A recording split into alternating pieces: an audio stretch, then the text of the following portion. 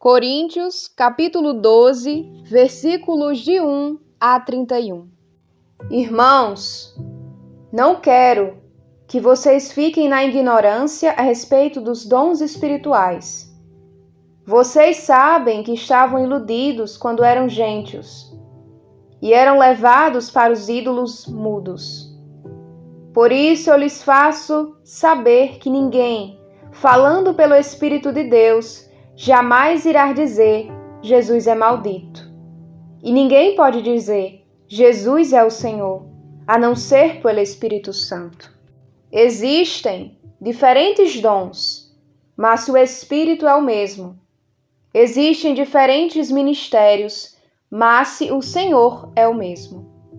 Existem diferentes atividades, mas o mesmo Deus que realiza tudo em todos.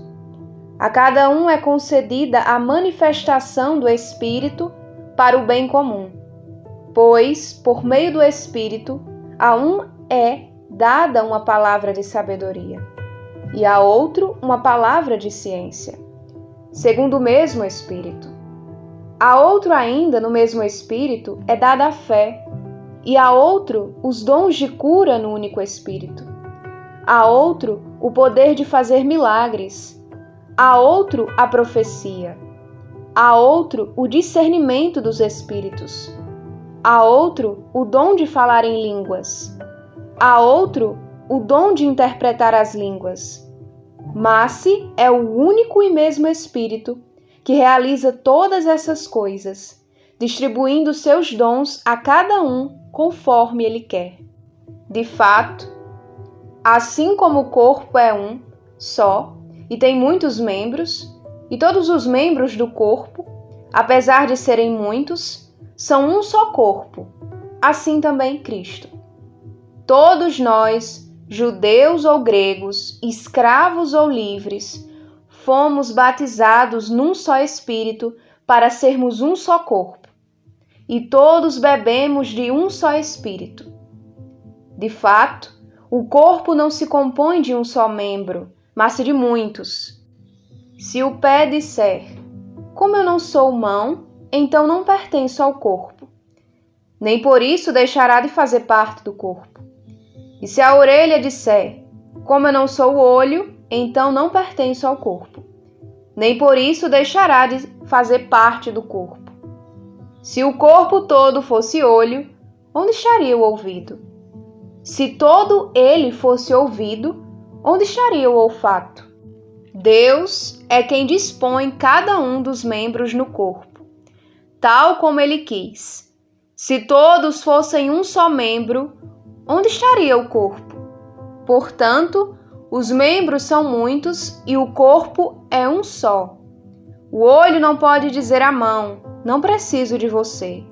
Nem a cabeça, por sua vez, pode dizer aos pés, não preciso de vocês. Pelo contrário, os membros do corpo, que parecem mais fracos, são os mais necessários, e aqueles membros do corpo que parecem menos dignos de honra são os que cercamos de maior honra. E os membros menos decentes, nós os tratamos com mais decência, pois os que são decentes não precisam disso.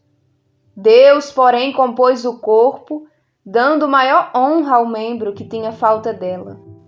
E isso para que não haja divisão no corpo, mas para que os membros tenham igual cuidado uns para com os outros. Se um membro sofre, todos os membros sofrem com ele. Se um membro é glorificado, todos os membros se alegram com ele.